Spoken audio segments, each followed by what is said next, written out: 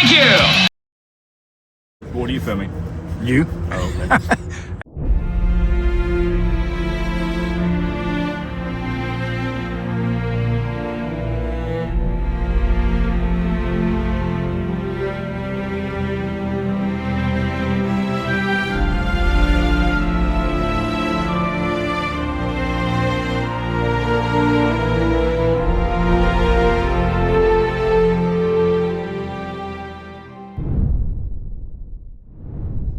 All right, we are about to head to Galveston. We're going to meet Third Coast Drone down there and fly across to the big yellow thing with our 360 cameras. See what we can catch that way. So we will be stopping at Buc-ee's along the way to grab a kolache and a root beer. So let's get this big adventure going. And we're off. So I have been asked a few times now, where's the Jeep? Where's the Jeep? You gonna drive the Jeep anymore? Well, I could, but let me tell you the situation with the Jeep. I'm an old man. Right here is a photo of it last time I drove it, about a year ago. Other than that, it's sat in my garage. Now, the reason I'm not driving it so much is, what's going on here on the freeway? Why are we stopping? The reason I was not driving it so much is because, have you ever tried to drive this vehicle right here? Yeah, the Fred Flintstone mobile. Now, the Jeep could go anywhere. But it was a very, very rough ride. And it had power nothing. Power brakes, nope. Power steering, nope. Air conditioner, nope. Heater, nope.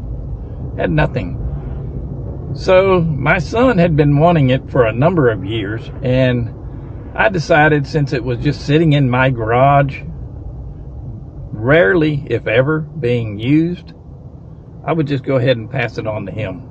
Give it to somebody that will use it. So my son has got it now. Of course, it is still available to me if I want to drive out to where he lives and pick it up and use it for a video. I could do that. But at my age, that thing is it's a real chore, and I'm serious. It's a chore to drive that thing.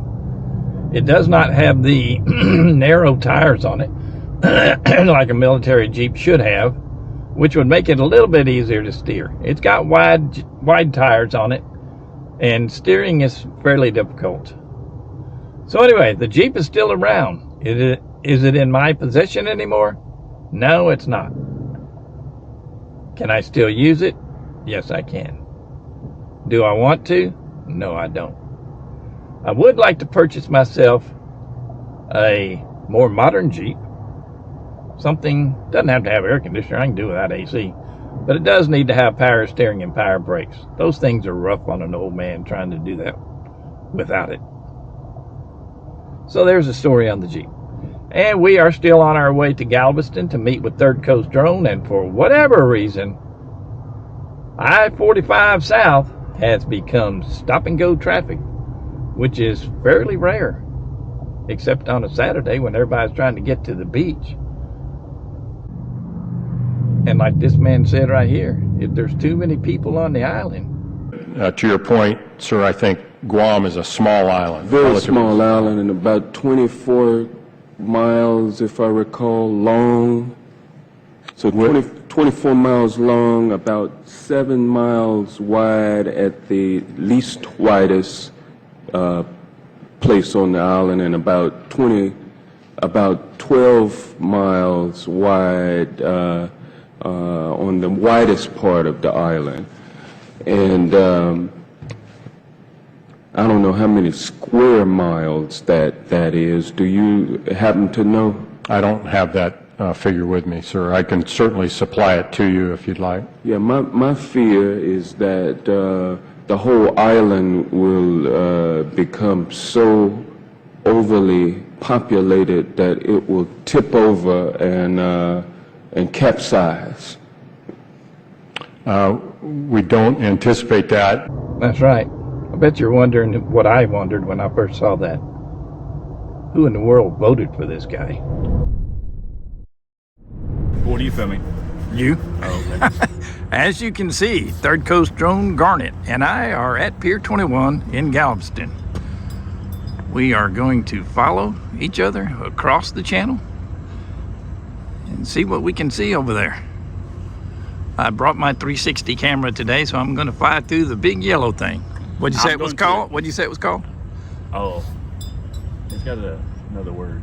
It's got I'm another. gonna try to chase your drone through the arch with my drone. That sounds like fun. Yeah, it does have a name. I can't think of it now. Yeah, we'll just call it the big yellow thing. Yeah.